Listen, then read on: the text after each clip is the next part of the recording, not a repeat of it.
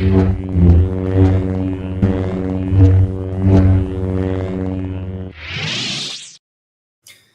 and welcome to the Lost Holocron. As always, I'm your host, James. Above me is my co-host, Richard. Richard, how have you been? Bro, I'm feeling good. Tired, but feeling good. Tired, but feeling good. I feel you there. I've got some great news, though. We got some exciting stuff to cover this week. Yeah. We're going to start out tonight talking about some news stories and some things we're looking forward to. Then we're going to switch over to talking about Rings of Power. The first 3 episodes came out today. Unfortunately, both of us have a life, so we could not sit down and binge 3 hours of, how can I put this gently, calorically dense TV. But we are going to talk about Star Wars Outlaws 2. Neither of us have gotten a chance to play it yet. It went live. I believe it goes live tonight at midnight, if I'm not mistaken. It could have been last night at midnight. I'm not very sure because I don't wait up late for games anymore. We got kids, bro. We're asleep. We're tired. Yeah. We're out, bro. But I am excited to get us started with what movies we have coming in 2025. Got a lot of good titles in here. We've got Captain America. We've got Thunderbolts. We've got Superman. We've got Blade, maybe. Maybe. 28 years later, there's a lot of nut stuff coming out. So, Rich, I want to open up with, what are you most excited for on this list and why? For non-comic book movies, I think Avatar, because I'm a sucker for the Avatar series. You know what I mean? I love the first one. I thought the second one was really good, so I'm really excited for that. For comic book movies, I think Superman. I really, really want to see what DC has in store for us, because they have so much pressure, and I love Superman, and I'm excited to see how they portray it. How about you? Well, I got a follow-up question here. Do you think that Superman and Fantastic Four are going to cannibalize each other a little bit? Dude, I'm a little worried because you have the Jurassic Park movie, Fantastic Four, and Superman releasing within 3 weeks of each other. Mm-hmm. And I know the last Jurassic Park movie made $1 billion, so the fan base is there for that one. Marvel's doing well, so people are gonna want to see Pedro Pascal and all these people in Fantastic Four. So yeah. I think the one on the bottom is Superman. So I'm a little worried for DC. Yeah, and I mean, you got a lot of star power in Fantastic Four as well. Yeah. I hadn't really looked in a lot to Superman, but just seeing the cast lists of both, I think Fantastic Four is definitely more stacked. I'm very surprised that these are releasing as close together as they are as well. Yeah, there are definitely a lot of movies though. I mean, you were talking about Scary Movie. I can't believe they're coming back. That's so cool. I can't either. Now, my follow-up question here: which are you the least excited for? The least? Well, it's weird because I'm a big bitch when it comes to scary movies. So Insidious, no. The Conjuring 4, no. Five Nights at Freddy's 2, no. Megan 2, no. None of these I'm watching. I'm not watching any of these movies. Bro, the first Megan was so good though. I know. I heard it was but anytime I'm of an overactive imagination, I can't watch it. I'm so scared. And I've seen The Conjuring 1. It's a great movie, but after I watch it, you want to watch the next one? I was no. I think that's it. No. I think we're good. Okay, so probably one of the horror ones. Now, if we excluded the horror ones and went with films you're going to go see, which one of these are you least likely to see, the least excited about? Probably the Zootopias and Paddington 3. You know what I mean? Whoa, easy, buddy. You talk shit about Paddington, we will have an angry fan base. And what is the one on the right? Ballerina, a John Wick story. What the fuck is that about? Oh, that's the girl from the movies. Shit. From what, John Wick 3? Mm-hmm. Okay. Yeah, that's her story, I'm pretty sure. I'm also kind of upset that they're making a live action How to Train Your Dragon, because the animated one was kind of peak. Yeah. You don't need to make I think. Now, my follow-up here, I had 4 questions come into this for each of us. Which one do you think is the dark horse this year? Which one do you think out of all of these is going to do really well that nobody sees coming? I think a movie 28 Years Later might do really, really well, just because it has a crazy cult following. Yes, the first 2 are really good. I'm very excited for that one on the list. Yeah. What about you? What do you think is the dark horse here? The Minecraft? No. I think that the Minecraft movie not going to work. Actually, my dark horse pick here is Scary Movie 6. I think that if you bring the Wayans brothers back, You let them recapture the magic of the writing in those first few movies, and you're gonna have it. Excuse me, bro. You're gonna have a hit. Because honestly, I want you to think about movies like The Hangover and the Scary Movie franchise and all the little spin-offs that came out of that. Or like the Meet the Fockers type movies that used to just kind of be these cheap to make comedies that you have a budget of like 50 to 75,000 and roll the dice. Like Kevin Smith's movies would be another great example of this. We don't really see movies like that anymore, I don't think. Like the last one I can think of that I saw that came out, Guns Akimbo. Is that the one with Daniel Radcliffe? Harry Potter? I love the 2000s. Like 2002 to like 2008 had some like crazy comedy movies in it. But you know, like, where's our hangovers, our hot tub time machines of the modern era is kind of what I'm getting at, I guess. Like, we don't see movies like that release anymore. Yeah, I think people are scared to not scared, but like it's so different now, you know what I'm saying? Like people are afraid to get canceled, people are afraid to like do the right thing. And I think if you write a good script, like I think all those good movies could work now. You know, because they're not just cheap jokes. They're like, you know, like old school Wedding Crashers. Those movies were hysterical, you know? All right. So I want to pitch you a movie idea real quick since we still don't have anybody here quite yet. But, you know, people that are rewatching this might want to catch this. I got a movie idea for you. It's called Too Damn High, the Rent Story.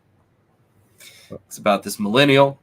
His roommate gets married and moves out, so it's just him. He can't find another roommate for his apartment, so he has to give his apartment up.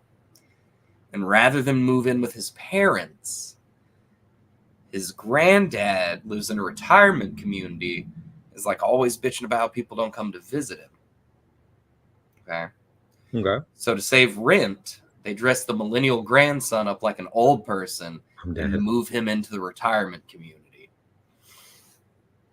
And I've gotten as far in this as there's also a subplot that's like a spoof of 50 First Dates because he falls in love with one of the old women. But the problem is she has Alzheimer's, so every morning it starts over like 50 First Dates. Aww. So there you go. There's a free movie idea. Now, I think I am the most excited out of everything on this list for, and it's actually not Scary Movie 6, Megan 2. Yeah? The first one was fucking terrifying. I loved it. I hadn't seen a horror movie that really gripped me like that in a really, really long time. So I was here for it 100%. That's the one with the doll, right? Yeah. Yeah, I feel like movies with like kid dolls, those are always kind of fucked up. Like Chucky, Annabelle, like, nah, man, I ain't fucking with them. Oh, hell yeah, dude. Annabelle kicked ass. I think, though, the one I am least excited for, Michael. What's that one about? Michael Jackson, I believe. Oh. Judging by, I haven't seen this before, but judging by... Is it like a biopic? I guess, but you can see it's like him doing the thing where he's grabbing the hat. Who could you even get to play him? You know what I mean?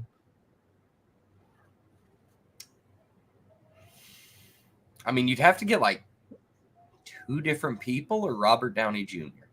Yeah. I love Michael Jackson though too, man. Like, but I don't know. Like, I feel like he's like he wasn't even that long ago, but I feel like he's like generations ago. You know what I'm saying? Had a very long career. Yeah. And I think he died in 2011, 2010. That's crazy. Because it was like while I was in high school, if I'm not wrong. What comic book movie are you most excited for?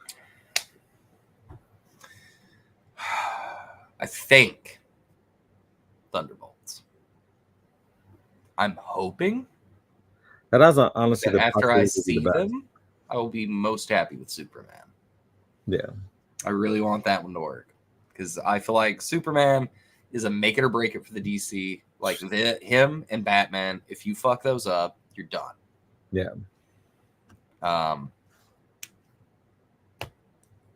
I think the Dark Horse, though, still going to be a scary movie. I didn't even know they're making that until I saw this thing like a couple hours ago. I was like, scary movies coming back? Like, I loved 3 and 4 when I was a kid, man. Those movies were hysterical. Sydney and Brenda, what was it? Yeah, like I love them, bro.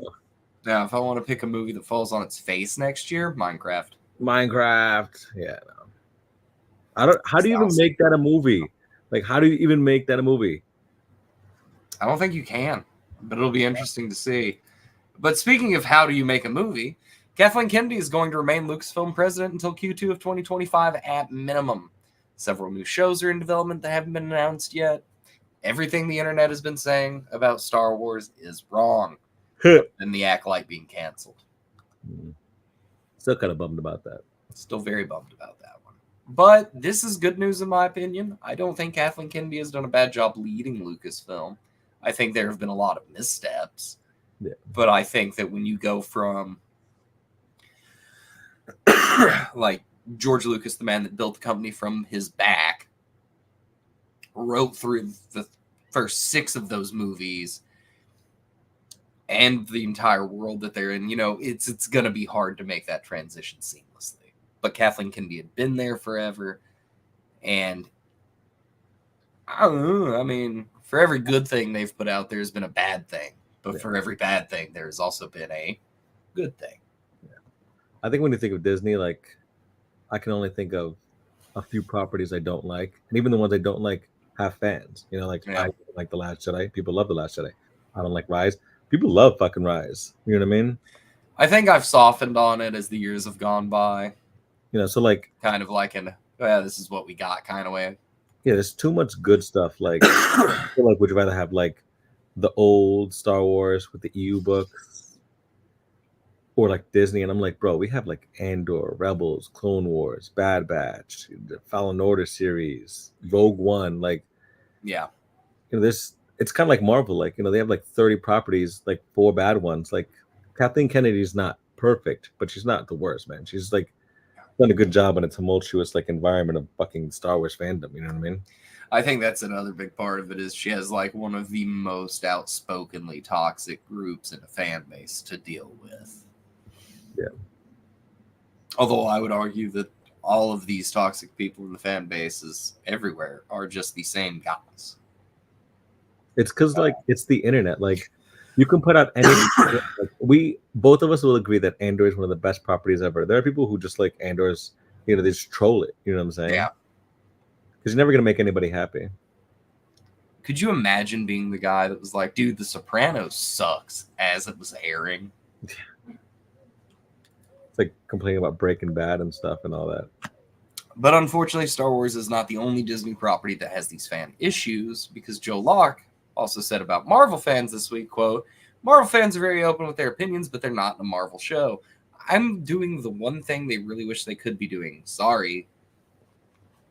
No, he ate with that comment. I'm be real honest, yeah. Like he's 100% right. Let him cook. Yeah. Because he's not wrong, I don't think. Like, I mean, I was watching WandaVision just because like a couple episodes, they're not that long, so I was kind of flying through a bunch of them. And Kathryn Hahn's such a good actress that like I know she can carry a show. Yeah. And they have Aubrey Plaza. If it's written like at least halfway decent, I feel like the actors can carry it and it'll be a good show.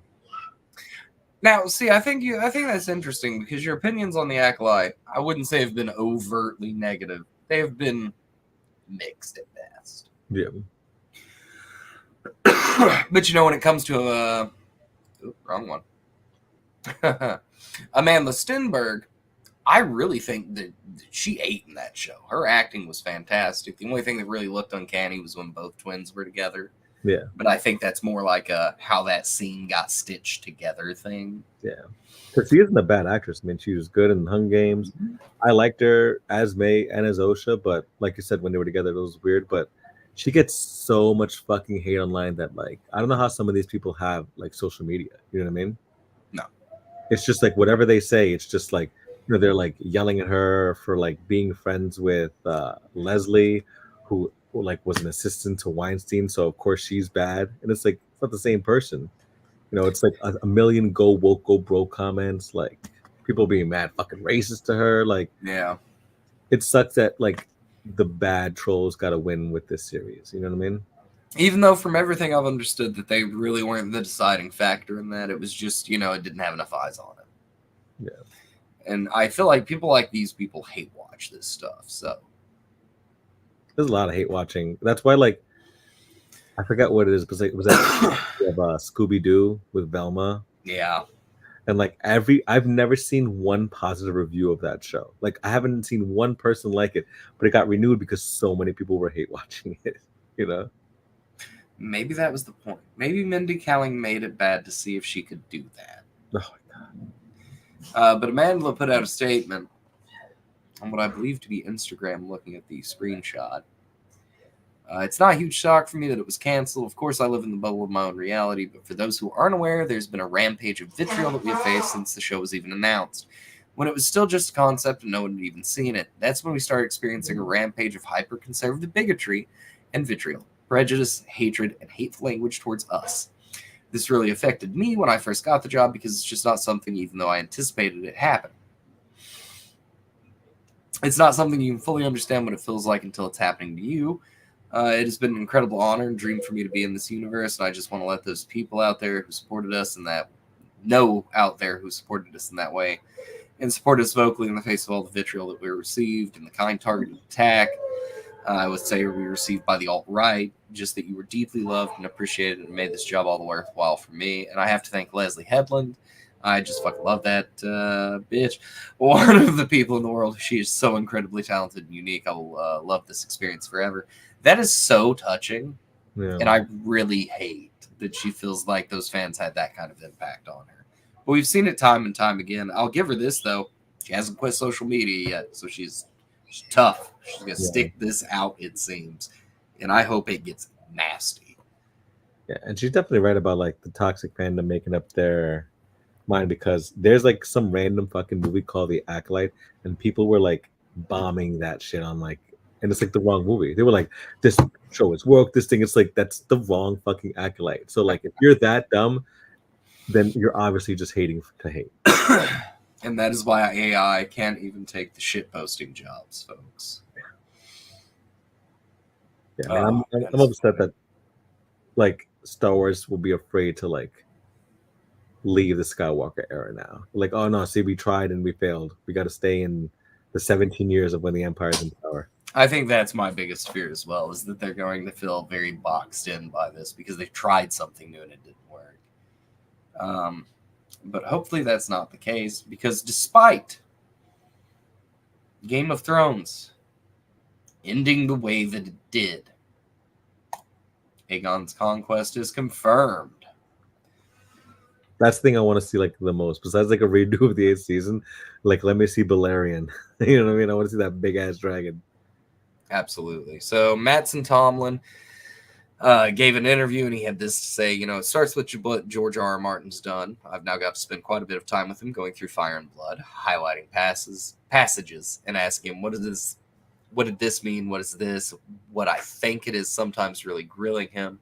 It's really taking that text and treating that's like a real history. My approach to it was that Fire and Blood is written like a real history, and these things happen, but we don't know everything. Also, there's that great quote, history is written by the people who won. Close enough. So there's that as well. For me, it's about making sure that I respect George and the text, and then also it has to be a dramatic story. Those characters have to go on a journey. They have to change. They have to go from a beginning to a middle to an end. And I know that a lot of people complain about Aegon's conquest, and I think I've even been guilty of this, because it feels like, you know, there's no character development when you just come in and you roll 7 kingdoms, 3 dragons. Yeah. How do you get like when they just badass and roll over everybody? But I mean, honestly, I don't know, because some stuff happens later on in the conquest that kind of would change a lot of stuff. So I don't think it's entirely impossible to have a very good like story arc for the main characters there. Yeah. I mean, just give me some big dragons, bro. Some big ass dragons. Yeah. It really hurt me that we didn't get to see Viserys riding Balerion the one time in season 1 of House of the Dragon. I would have killed just to see Balerion on screen. Yeah. It's so crazy that he's the one that rode that dragon, like meek ass Viserys. Yeah, it is nuts to think about. But apparently he liked it so much that he never wrote another one his entire life. Fair enough. Like you had Vermithor right there. Vermitos Likiri. Oh, Harris. I just hate that we have to wait years. Like when I was talking to my friend, and they were like, "Are you excited for Stranger Things?" And I'm like, "No, bro, it's like a year away. I waited 3 years for this. Like, forget about the goddamn story. Like, I need a show every year." Yeah, on a frequent enough basis that I can remember what happened last season. But let's get down to our Revenge of the Pick and a news item at the same time. Lucasfilm wants to cast Keanu Reeves in an upcoming Star Wars project. He was previously in talks to play Solo on the Acolyte. Not mad that it went to Squid Game's guy. He absolutely killed that role. Again, really hate that one won't be coming back either. But let's talk, Richard. If they're still looking at Keanu Reeves, what's your ideal casting for Keanu in Star Wars? I'm obsessed with the High Republic, and there's a character called Elzar Mann who's like a really cool like Jedi. Troubled, uses the dark side once or twice by accident, doesn't really want to. And I just think like Keanu could like body that role. I don't know if I should just take like the easy answer here. He's fan casted as a Star Wars favorite for many years. And say that I don't care if he's old as shit, give me Revan. Mm-hmm. Like, sincerely, please. Even if it's just a cameo, to just test the waters. Let me see Keanu Reeves as Revan. We got Plagueis on screen. Come on, Disney. Yeah. Help a boy out. Make me have hope again. Do you think he needs to be a Force wielder? Because I feel like he kind of does. Well, if I didn't want to go the easy way and say, please, Disney, I don't care what it takes. I will write a check to make it happen. Give me Revan, the very easy answer. My second pick was Ram Koda from The Force Unleashed. I'd like to see him adapted in some way, and I think Keanu could really do a good job at that. Just by like the nature of how he carries himself in a lot of roles, how he's always got that very cool, calm, monotone type deal. Yeah. Man, I love The Force Unleashed. Ram Koda was a beast. They kind of like gave a little bit of a story to Kanan. Yeah. With the whole eyes thing. But I mean, still, I'd watch it. I hope he does come though. Like, I know like they missed his chance in Acolyte, but like Star Wars could use actors that want to be in it and that kind of a big job so that we can like bring in more fans. You know what I mean? I think it would have been wild, absolutely bananas to have him and Carrie-Anne Moss in a Star Wars show. That's part of the reason he probably didn't do it. He's like, I don't want to. Yeah, I don't.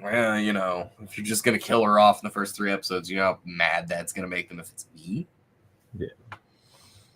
They had such crazy chemistry. Like a lot of people weren't a fan of the 4th Matrix movie, but like, I really liked it.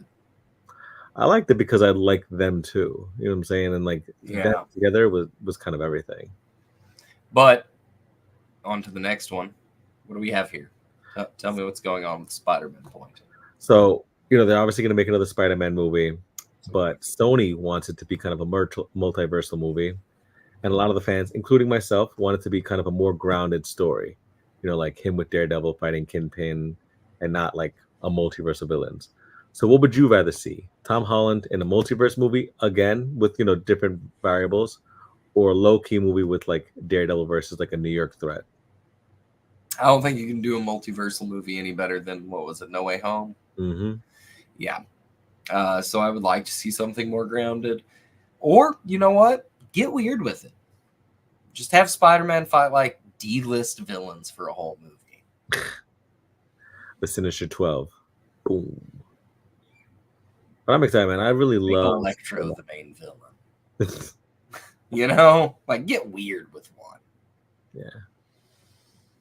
But who knows? I think Sony's winning and it's going to be a multiversal movie, which is kind of whack. I hope not.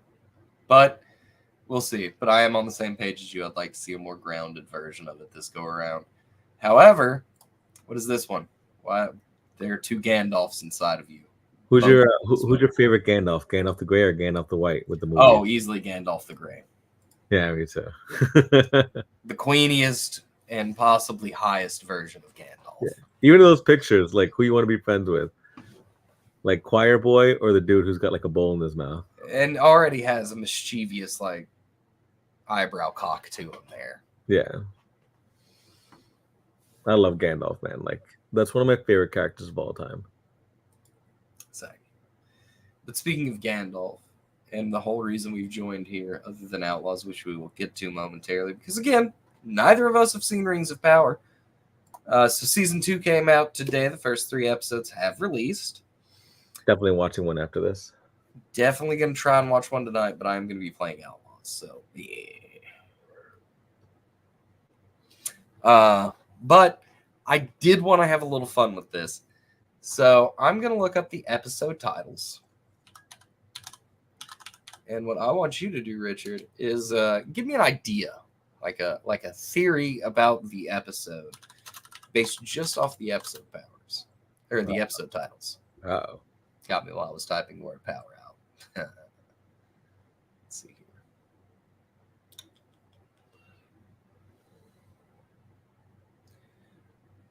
Episode season 2.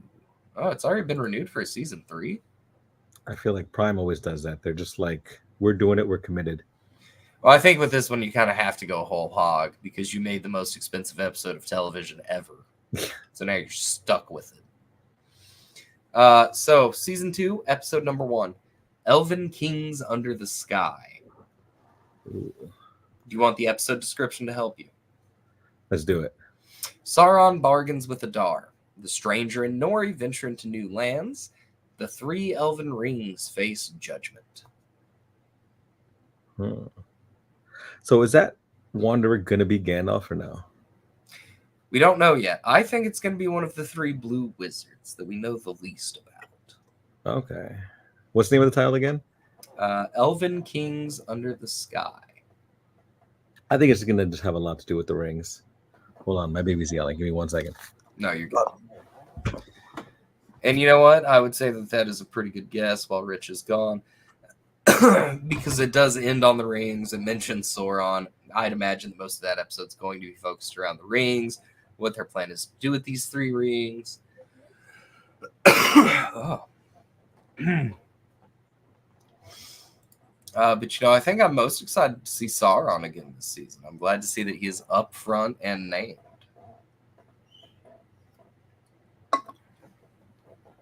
And now that Rich isn't here, some spoilies. Really excited to see what goes on in Numenor this season. And if he's going to be there or not.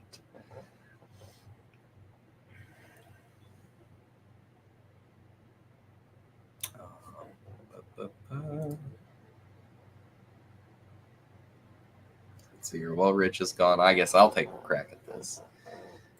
So for season 2, episode 2, we have Where the Stars Are Strange. Darkness falls over Khazad-dûm. Sauron and Galadriel each seek new allies. The Stranger and Harfoots encounter a growing threat. So based over that, I feel like the Stranger and the Harfoots are going to get further east out towards...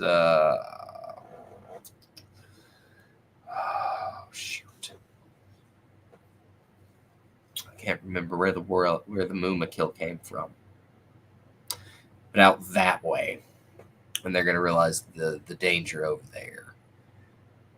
I think the darkness falling over Khazad-dûm is going to be the beginning of the fall now that they've found Mithril. And I wonder what ally Sauron's going to try and go get. You guys think maybe we'll see the Witch King this season? That'd be kind of cool.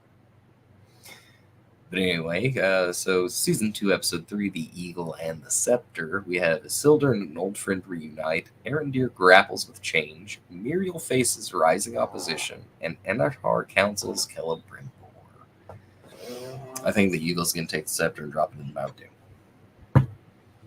And that is my final prediction and spoiler. Welcome back. Sorry, my kid tried to be John Wick and jump into a wall and crack his head open. Is he okay? Yeah, he's fine. He's a boy. He's like, I'm fine now. I just need Aladdin to be put on. The worst. All Like, right, so I feel I'm like you're pretty okay, spot but- on with your episode 1 prediction. We have 2 more. I've already done my guesses while you were away and gave out some free spoilers. So season 2, episode 2, Where the Stars Are Strange. Where the Stars Are Strange. And we have darkness falls over Khazad-dûm. Sauron and Galadriel each seek new allies. The Stranger and Harfoots encounter a growing threat. I feel like the stars one have to do kind of with like the wizard, who we'll find out like his full backstory. Harad! That was the name of the place I was trying to think of earlier while you were gone. I'm sorry. What about the third one? What's the third title? We have The Eagle and the Scepter. Isildur and an old friend reunite. Arendor grapples with change. Miriel faces rising opposition. And Anatar counsels Celebrimbor. You know, I've watched this entire series and like also watched the Mana recap it so I'd be fresh. And some of these names are still foreign to me. You know what I mean? Which ones are you not remembering? Pretty much all of them except for like. So Isildur is. Isildur, I know. Yeah. He's the, I The remember. boat guy. Yeah. Arendir. That sounds like a Numenorian name, but I can't remember which one. Miriel, I think, is the king's daughter. The one who went blind in the first season? Did she? Oh, yeah. Didn't she look into like the Palantir or something and go blind? Something in the first happened in season? the battle. She got like ash in her eyes or something like that. Yeah. Oh, that's right. Yeah, she is blind now. I forgot about that. The elf who got captured but then escaped, he was one of my favorite characters in the show.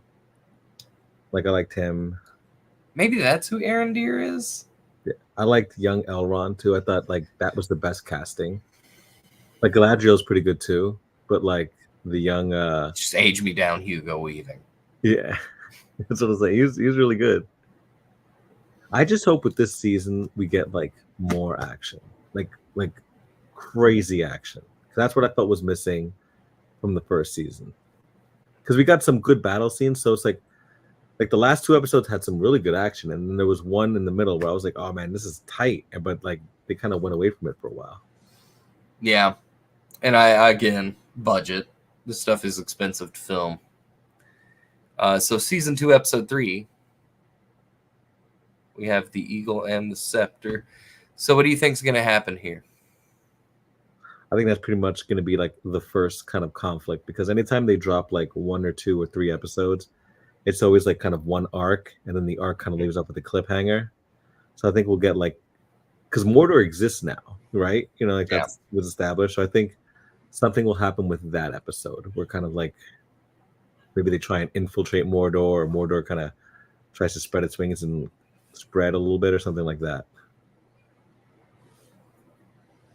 Yeah, I think you're pretty much bang on there. You want to take a guess at how many episodes we're getting this season? Please don't say 8. Please don't say 8. Is it 8? 8.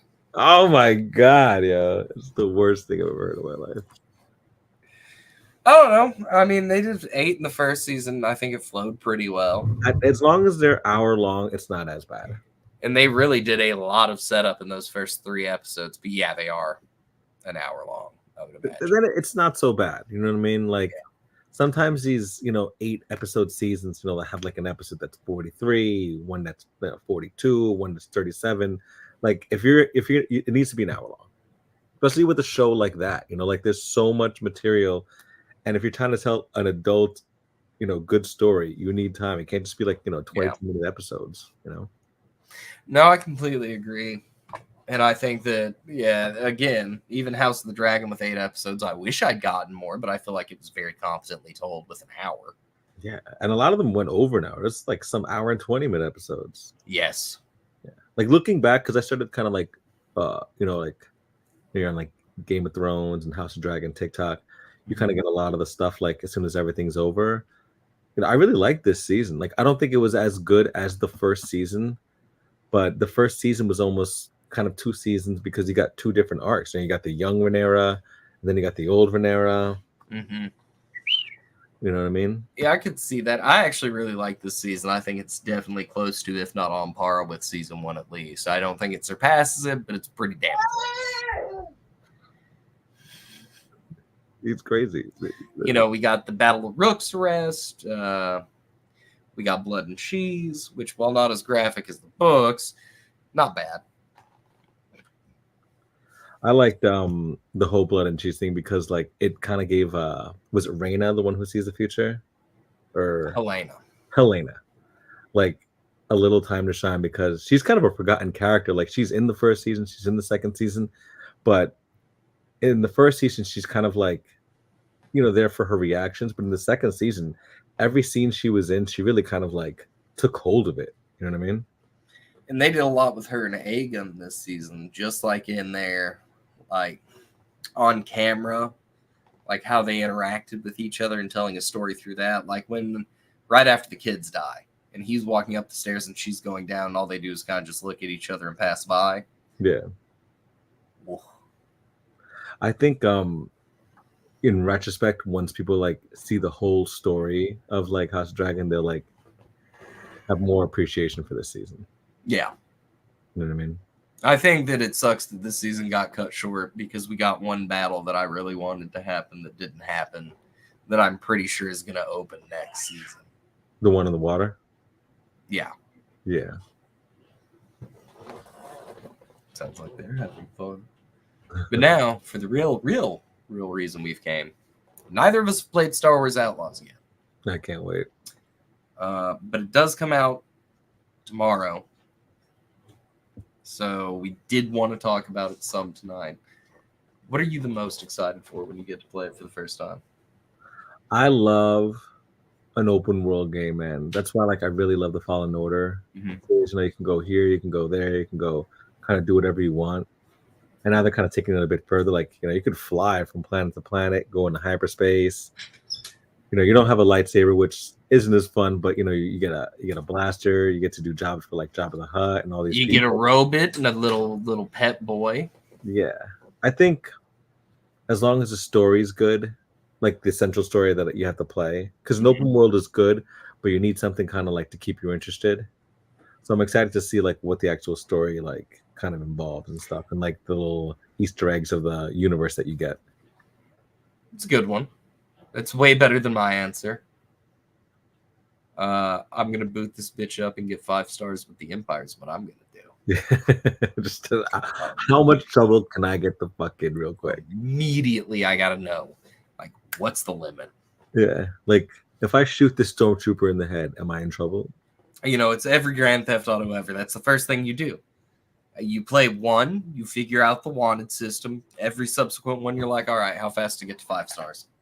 Dude, I fucking used to love not the original, but like when Grand Theft Auto like leveled up. I think it was like PlayStation. Oh, Grand Theft Auto 3, yeah, Vice City. The one right before Vice City, where it was like the 3 cities. You're still in like the 90s, kind of like 2000s era. Like, was it still overhead? I think so. I know it was the one right. The first couple were like top down, just driving, and then you got out of the car with little pixel man. Yeah, no, it was so cool. Like you could steal cars, you could like all the cops are chasing you. There's like that one little hallway through like the street that you try and get through and like get away. Like, dude, I love those games. You like do a little code up top with like the fucking L1, R1 and get like unlimited ammo and shit like that. You're just blowing mad people away. I do miss the old school over the top ones. I'll say that. Yeah. But man, Vice City, life-changing game.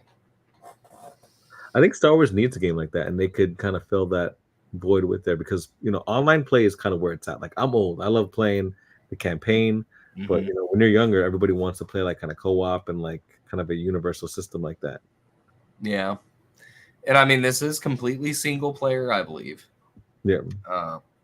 It's the first step into like kind of having like a multiplayer like that, like kind of like some like Ready Player One where you can just like create a universe and then have anybody go into it type deal. Yeah. You know, I also wouldn't mind to see something like, now that Ubisoft is making Star Wars games, I'm going to be very honest, give me a Ghost Recon Star Wars game. like that squad play element. Yeah, It's yeah, like just you and the boys in a single, and like you versus AI in an open world map. Just be like like give me 4 rebels airdropped onto some planet. some clones, bro. Be like Rex and the boys. Or hell, you could even go so far as to do like the whole the one where they introduce Saw Gerrera and his sister. Lux Bonteri comes back on Duran. Hmm. You could just do a whole game with those characters and tell that story. Yeah. Sad story though with his sister at the end. Yeah. But I mean, they even tell that in 2 different arcs. Yeah. So that gives you plenty of room in between to be like, oh yeah, so this is what they were doing in the middle. They got the Confederacy so mad. Yeah. What planet are you most interested? Because I know there's like Tatooine, obviously. There's like a snow I planet. was about to say, isn't it so clear that I'm just excited to go back to Tatooine? I think Kijimi is one of them, isn't it? There's like a snow world, Yes. Tatooine, and then I think there's 2 more. Because I think there's 4 in total. Yes, I was right. It is Kijimi. Okay. The one That's from the one from Rise of Skywalker. yeah, where like Poe's not girlfriend, ex-girlfriend was or some shit like that. Mm-hmm.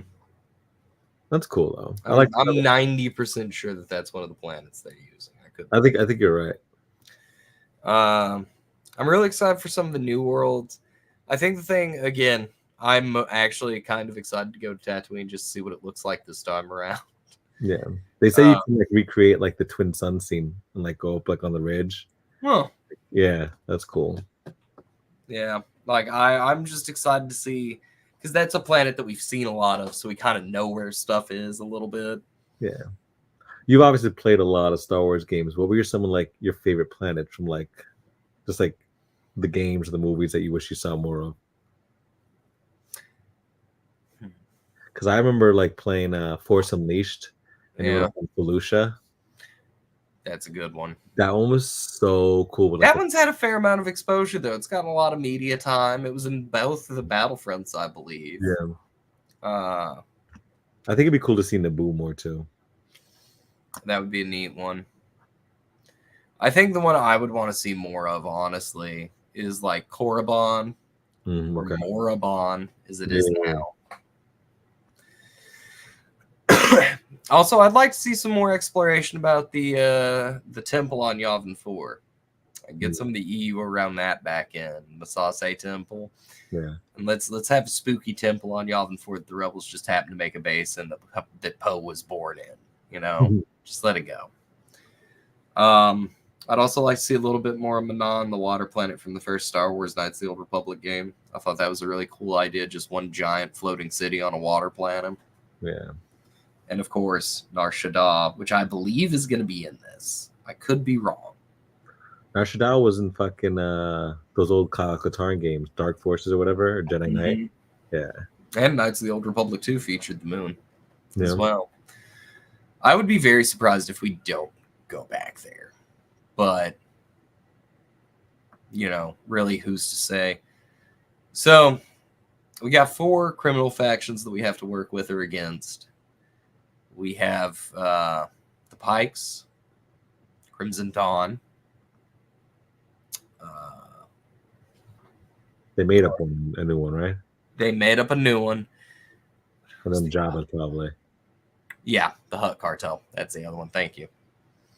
I'm working for the Hutts personally. How about you? I don't know. That depends if Kira's in the game or not. That's going to make it tough because I want to go Hutts, but also Crimson Dawn's pretty tight. Because Jabba be throwing them parties, bro. Like, it's kind of a dick, but like, it's always a good time at his palace. Yeah. I'm also just very excited to see like how seamlessly you transition from planet to space, what the space combat looks like. That's for the space combat, because like that like will make or break a game. You know what I mean? Yes. Yeah. Like, despite all of the shit it got, Starfield has really solid space combat, for example. Plays flawlessly. Loved it. Yeah. I saw people online, they were like complaining, like, it's just a hidden load screen. I'm like, well, what do you want? A load screen? Like, the point of the game is to stay immersed in it. So like, if it was real, you'd be flying through like 10 minutes of fucking clouds. Like it's 2 minutes. Get real. And I mean, you know, here's the Metaphor. other thing with that, right? You've seen the people talking about Outlaws that've gotten early access to it, and they have nothing but terrible things to say about the game, right? Yeah. So let me ask, how much of that do you feel like is honest criticism? Do you think that this game's going to be bad? I've seen a lot of outlets giving it kind of the same score that Starfield got, at 6 out of 10 range.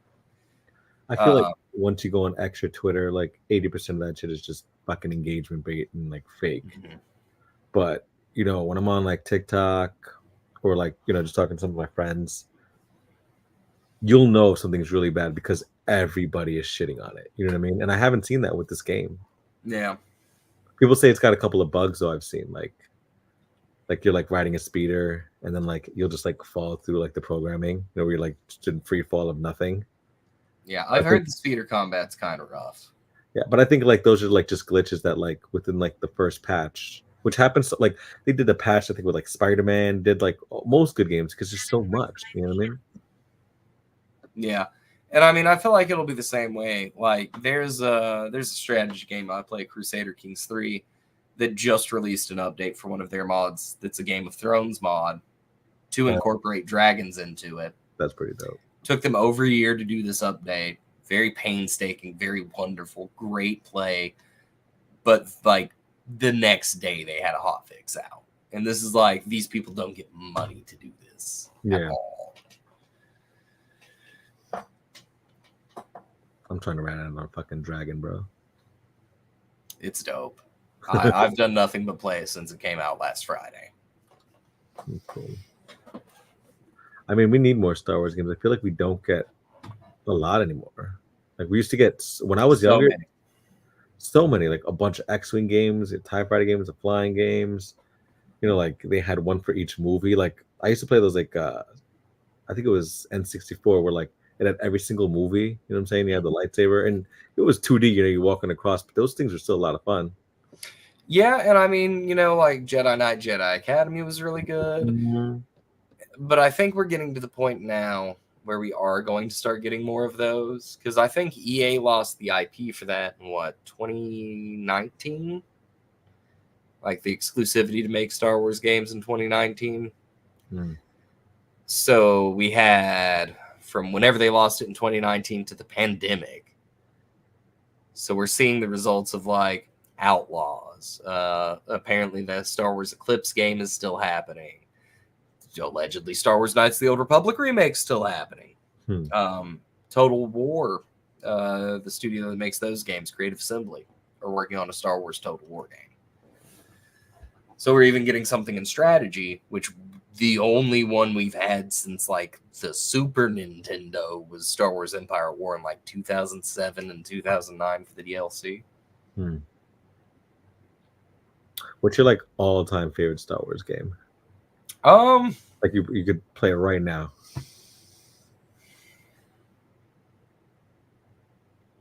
I think it was called Star Wars Obi-Wan for the Xbox. Okay. Like the OG Xbox. But it wasn't the campaign, which you did. You played as a young Obi-Wan leading up to the events of the Phantom Menace. Okay. It's like it ended with you going to see the Trade Federation. But what it did have was a 1v1 duel feature. So you could dust your friends.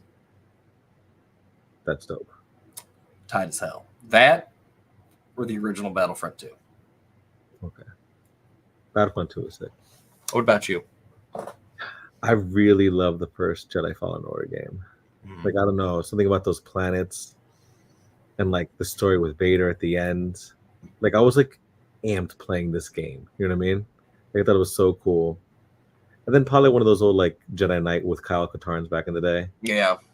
Because you could like, I remember you could like set like versus mode, so you could be like, you know, me versus 15 like Dark Jedi.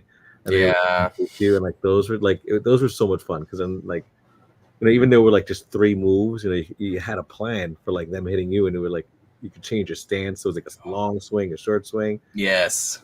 Yeah, I fucking love that. I thought it was so cool. I still remember playing Jedi Knight, Jedi Academy. because it had online multiplayer. It was like kind of like you had to be smart to play because there were like a lot of puzzles in those games. You know what I mean? Like you'd be like frustrated, like, oh my god, like I'm in a panic room. Like, how do I get out of this fucking corridor right now? Yeah, or the classic, oh no, I missed an item, so I have to go all the fucking way back here to get it. Yeah. Yeah, no, but those are my favorite, man. Like Kyle Kestis and Kyle Katarn, like greatest protagonists of all time for video games. A hard agree. Like I really liked Fallen Order and Survivor both, but there's just something about like the youthfulness of playing Battlefront 2 on the Xbox with your buddy and 2 other friends that had Xboxes, so you could have everybody play. Yo, Battlefront 2 had such a crazy fucking story too. Like the story. I forget who it was, but like Lando's friend, who's like the same species as Cad Bane. He's like blue. He was like so funny. Everything he did was hysterical. Leia was really good in the story. And then like I think it's Iden Versio, like the whole fucking her being a bad guy watching the Death Star explode, and then kind of being betrayed by her father, and then becoming a good guy. Like it was such a crazy story. Oh, I thought you meant like the OG Battlefronts. Oh no, I mean like the new. I'm talking about like 2008 Battlefront 2. Oh no, those are classics. Those are not bad. Yeah, 100% right. That is something I do appreciate about Fallen Order and Survivor. Yeah. And Jedi Knight and Jedi Academy, which I feel like without those games, we would not have had the amount of lightsaber customization we got in Survivor and Fallen Order. That distinctly stands out as somebody that played those old games and remembered that you had like 6 options for the lightsaber and you could like do 10 colors. Dude, I would legit like just build for Survivor like Anakin's on one side and Obi-Wan's on one side, and they would just be yellow blade. Tight. Yeah. No, I just made one because I use that Claymore stance a bunch. You know, we talked about this when the game came, that I used the least popular stance the whole way through. Yeah, I was either one sword with the gat or like or the double bladed one. See, the one sword with the gun was my second favorite. It's just fun to fucking shoot somebody. God. And he just looked so cool. It was such Red Dead Redemption just coded. You know pew, pew, pew. That game did kick ass. I can't wait for the third one to come out. Yeah. I did like a TikTok where I was like, one of the things that we need now that Acolyte is canceled, the first thing was like a Kyle Kestis series. Like that shit would go so hard. Just be like The Last of Us and just retell the video game starting with the first one. It's not a bad idea, but I think you have to give it like 10 years before that happens. It's gonna be so old then. Yeah, that's the problem. Like that Order 66 was so crazy with like his master, who was the same species as Zeb. Yaro Tapal. Yeah. Mm-hmm. But I'm also, I don't know. I've heard. Do you think this one's gonna have multiple endings, Outlaws, or do you think it's just gonna be one ending? I hope it's just one ending.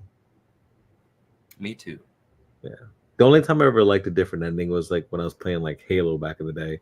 And if you beat it on Legendary, you got an alternate ending. You get a little bit more, you know what I'm saying? But like the rest of them was just the normal ending. Because I think in the first one, if you beat it on Legendary, it was the scene where he takes his helmet off in the ship. Yeah, the original one, the aliens hug outside.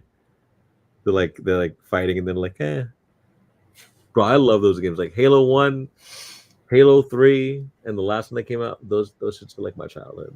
I love those games. Yeah. But you know, do you have any final thoughts on Outlaws or Rings of Power or anything like that before we let people go for the week? I just hope Rings of Power is really good, man. Like I love the Lord of the Rings universe, and I know you do. Like that's like when you're like top 3. You know what I'm saying? I have so many Lord of the Rings books that are not books. That's what I'm saying. Like I hope it's good for you and for me as well. Well, yeah. You know, I'm one of the rare people that really liked the first season, so I'm sure I'll be fine. Yeah. What do you want more of? Like, because I know I said I want some fucking fight scenes. Like, what's one thing? More Numenor. I need more.